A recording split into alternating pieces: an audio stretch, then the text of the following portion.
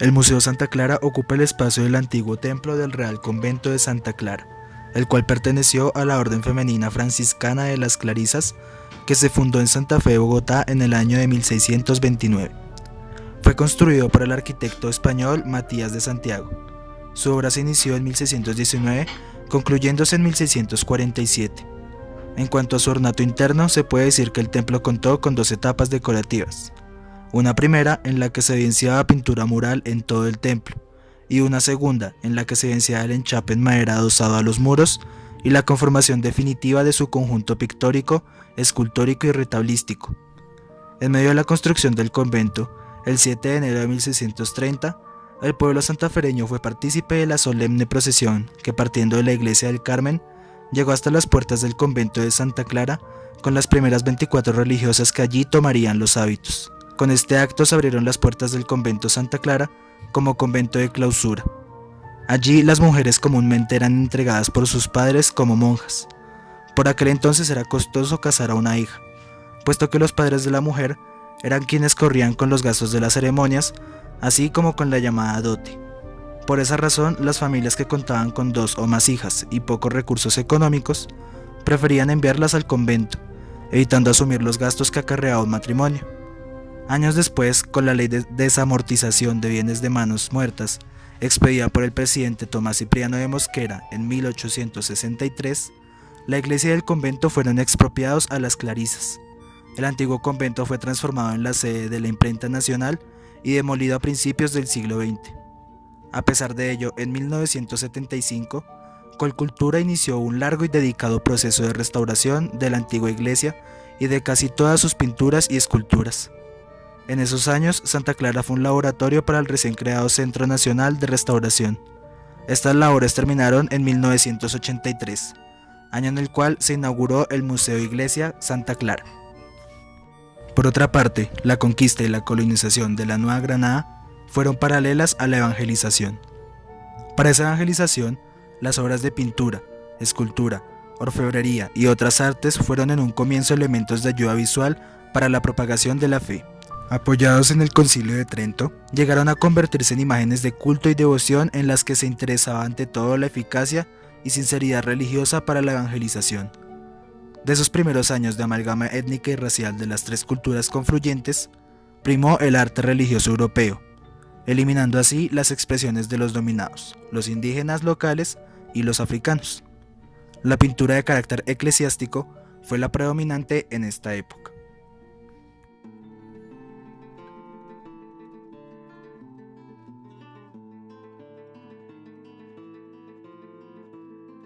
El Museo Colonial está ubicado en el antiguo claustro de las Aulas, levantado a comienzos del siglo XVII a partir del diseño de Juan Bautista Colucini.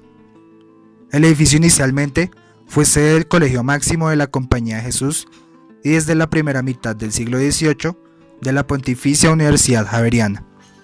Después de la expulsión de la Compañía de Jesús en 1767, el claustro tuvo múltiples usos. Aquí sesionó el Congreso de la República en sus primeros años. Fue cuartel militar, sede del Museo Nacional de Colombia, de la Biblioteca Nacional y finalmente sede del Museo de Arte Colonial desde el 6 de agosto de 1942, fecha en que fue inaugurado bajo la presidencia de Eduardo Santos, siendo ministro de Educación Germán Arciniegas. Algunos de los hechos históricos relacionados con el edificio que alberga el Museo Colonial denotan el valor de la Casa de Aulas como centro de la vida nacional. Entre otros hechos allí ocurridos, se pueden contar: la posesión de Antonio Nariño como presidente ante el Cabildo de la ciudad en 1812, haber servido de prisión a Francisco de Paula Santander tras la conspiración contra Bolívar de 1828, haber sido sede de la instalación del Congreso Admirable en 1830, presidido por Simón Bolívar, y finalmente haber servido como lugar de estreno del himno nacional de Colombia, interpretado por primera vez en la llamada Capilla de Indios, el 6 de diciembre de 1887.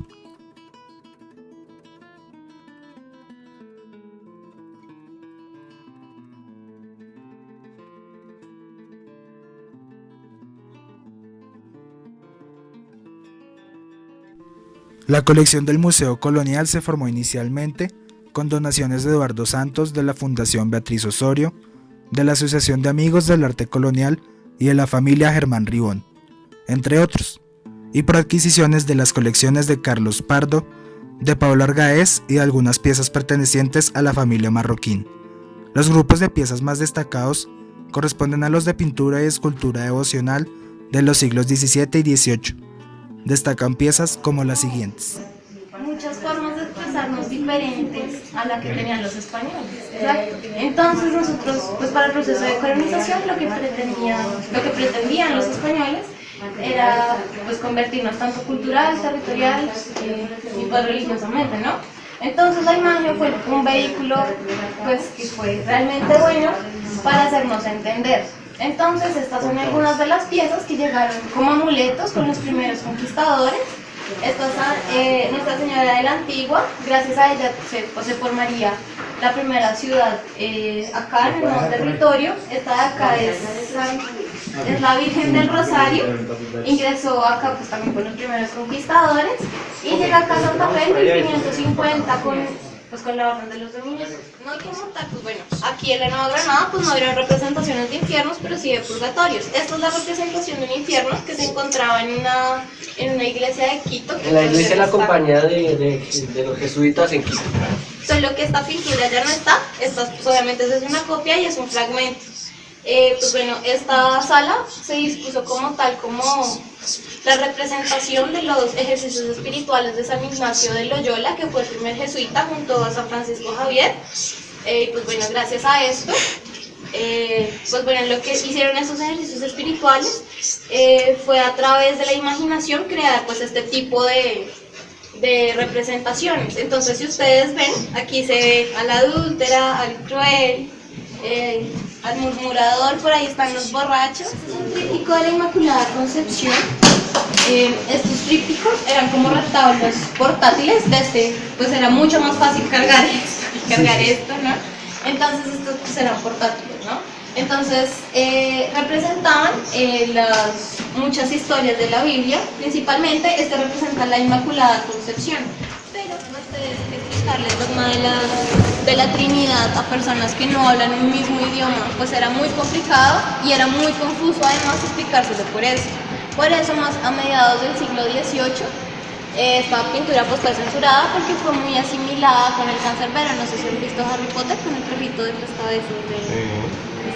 Entonces, como la intención no era esa, pues el mensaje no era claro. Por esto, esta pintura es una de las sobrevivientes de esa censura. Hay otra en Medellín y hay otra en Lima. ¿Igual es eso? Sí. Esta, pues no, llegó al Museo Colonial, pero las dos caras que ustedes ven acá estaban cubiertas con pelo. Gracias a una restauración que se le hizo en los 80 nos dimos cuenta pues, que era una trinidad, que son realmente muy escasas, y con la restauración pues queda así como La orfebrería ocupaba un lugar muy destacado en estas culturas precolombinas, porque sus propósitos eran altamente religiosos y políticos. Veneraban a sus dioses con objetos de oro que conservaban en templos, tumbas y bohíos. En el caso de los guerreros y de los sacerdotes, también hacían parte de su atuendo personal. Muy pronto se establecieron en el nuevo reino los plateros junto con los demás artesanos y artistas encargados de trazar, construir, enlucir y dotar pueblos y ciudades. Llegaron de muy diversos lugares de España y Portugal. Los plateros instalaron gradualmente sus talleres en las ciudades recién fundadas, casi todas próximas a las minas, donde también se dedicaron a la enseñanza del oficio. Algunos lo transmitieron a sus hijos o a sus sobrinos, pero la sucesión del trabajo de padres a hijos no resultó tan rígida como lo era en España. Otros hechos de gran valor y relevancia histórica se pueden ver a través del museo como los siguientes. Dentro de los mismos barcos vemos, digamos, las imágenes religiosas, baúles, por supuesto armas, lo que son objetos de la vida cotidiana, como los espejos. Entonces, esto es lo que se trae desde Europa a América. Aclaración, por el mapa no quiere decir que acá no haya comunidades, por supuesto que sí hay. Lo que pasa es que la idea del mapa es mostrar las comunidades que tuvieron contacto en el momento de la conquista con los españoles. Y bueno, también se puede discutir sobre las comunidades que son nombres que le ponen los españoles y no de las propias comunidades. pero es como se narran las crónicas, como aparecen los libros, que es la idea de ver ese contacto con las culturas y por supuesto lo que ellos tienen, que son más que todo la cerámica y todos los conceptos que se han visto, la alegoría, las formas de comportamiento, las advocaciones marianas, pero también hay otro comercio que viene, por supuesto, de África, de los barcos negreros, con los esclavos, y también un comercio desde Asia, con la famosa ruta de Manila, con el galeón, que es la colonia que tienen los españoles en Filipinas, que es un mercado comercial para acceder a los mercados de China e India. Desde donde se traen objetos como cerámicas, espejos, objetos en vidrio que vienen desde India, y todo pasa por el Caribe. De hecho, una de las propuestas de la historiografía moderna es pensar al Caribe como el centro del mundo y no el Mediterráneo, porque en realidad desde el Caribe pasaban los galeones que venían desde Asia, salían desde América los barcos con plata y oro, extraían desde el territorio, llegaban desde África los barcos con esclavos, y desde Europa venían los barcos con textiles y con imágenes. Fue construido a finales del siglo XVII. Uno de sus propietarios, a mediados del siglo XVIII, fue Bernardo Álvarez, abuelo materno de Antonio Nariño y fiscal de la Real Audiencia, motivo por el cual la calle en que se encuentra la casa se llama, precisamente, la calle del Fiscal.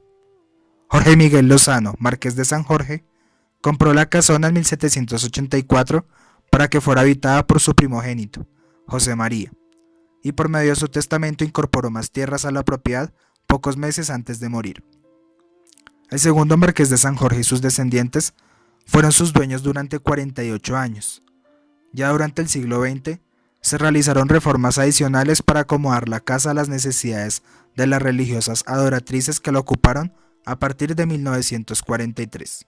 En 1972, la casa del Marqués de San Jorge fue adquirida por el Banco Popular para ser utilizada como sede del Fondo de Promoción de la Cultura y alojar el Museo Arqueológico. A partir de ese año, se han adelantado varios trabajos de restauración. El museo abrió sus puertas en 1973, y aunque los planes iniciales solo contaban con la exposición de cerámica precolombina, uno de sus salones principales, el Salón San Jorge, fue adecuado para exponer la esencia y estilo de la vida colonial con una variedad de objetos domésticos y arte religioso. Se pueden encontrar ejemplares de culturas prehispánicas como Antioquia, Tumaco, Tayrona, San Agustín y Quimbaya, donde cada sección cultural devela tradiciones, ocupaciones y rituales, entre otros. La pintura mural en Hispanoamérica fue una manifestación artística que se desplegó con enorme fuerza durante los siglos de la dominación española, motivo por el cual, literalmente, invadió los espacios civiles y religiosos. La mayoría de las viviendas del barrio La Candelaria se decoraron con pinturas murales, pero sin duda, las de este museo se destacan por ser expresiones muy alegres, de vivos colores que confrontaban la idea de Bogotá como una ciudad fría y gris.